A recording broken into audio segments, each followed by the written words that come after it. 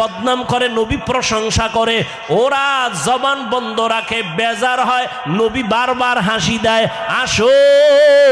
নবী এমন ভাবে তাদের মোহব্বতের বন্ধনে আবদ্ধ করলেন, মাত্র 13 বছরের ব্যবধানে মক্কার মানুষগুলো এত দামি হয়ে গেল। নবী একটা বেতের বাড়িও দেন নাই, একটা গালিও দেন নাই, নবী চোখ গরম করে কারো দিকে তাকান নাই, নবী গালি শুনছেন কিন্তু জবাব দেন নাই।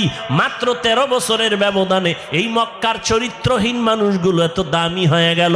আল্লাহ জিব্রাইল আমিন রে পাঠায় বলে, যাও লিস্টি দিয়া দিলাম, লিস্টির মধ্যে নাম আছে, নবীকে বলো ঘোষণা দিয়া দেয় এই লিস্টিতে যাদের নাম আছে সবাই বিনা হিসাবে জান্নাতি।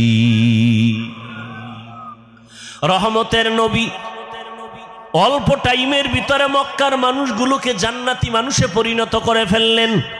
সুন্দর আখলাক আর ব্যবহার। একদিকে নবী দাওয়াত দেন, অন্যদিকে নবী আল্লাহর কাছে সারা রাত দোয়া করেন, আল্লাহ ওই মানুষটা বুঝে না, হেদায়েতের দরজা খুলে দাও, ওই মানুষগুলোকে দিনের পথে আনো। তায়েফের ময়দানে আমার নবীর আদর্শের দিকে তাকাও।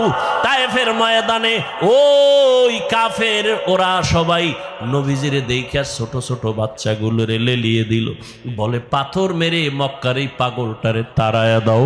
মায়ার নবীরে যখন পাথর মারে বৃষ্টির মতো রক্তগুলো পড়ে পড়ে নবীজির জুতা মুবারক আটকায় গেছে। নবী চোখের পানি ছেড়ে কাঁদে, আল্লাহ সহ্য করতে পারলেন না। ও জিব্রাইল, আমার নবীরে গিয়া বলো এখনই তায়েফের জমিন উল্টায় সব ধ্বংস করে দেই। জিব্রাইল আইসা বলেন, ইয়া রাসূলুল্লাহ, আল্লাহ পাকের হুকুম, আপনি বললে তায়েফের জমিন উল্টায় দিব, সব মেরে ফেলবো। মায়ার নবী কাঁদেন আর বলেন, না না, এদের মারবা না, এরা চিনে না, এরা বুঝে না আমি মুহাম্মদকে। আমার মা নাই, বাবা নাই, আমি বড় ইয়তীম, দুনিয়াতে বাবা বলে ডাকতে পারি নাই, 6 বছরে মা হারায় ফেললাম, আমি বড় অসহায়। তবে এদের মারিও না, একদিন এদের দ্বারা দিনের বড় উপকার হবে। আমার মায়ার নবীকে যতই ওরা গালি দিত, আমার নবী একটা গালিও দেন নাই, জবাবও দেন নাই। নবীর আদর্শ দিয়া মক্কার জমিনটাকে জান্নাতি মানুষ বানায় দিলেন সব। ও আল্লাহর বান্দারা, ওই রহমতের নবী কেমন আদর্শ কায়েম করে দিলেন। যুবকদের নবী বলে গেলেন, যুবকের আমি মুহাম্মদের উপকার করেছে, বুড়ারা আমি মুহাম্মদের বিরোধিতা করেছে। ও যুবক বাবা, কয়দিন আর দুনিয়াতে বাঁচবা?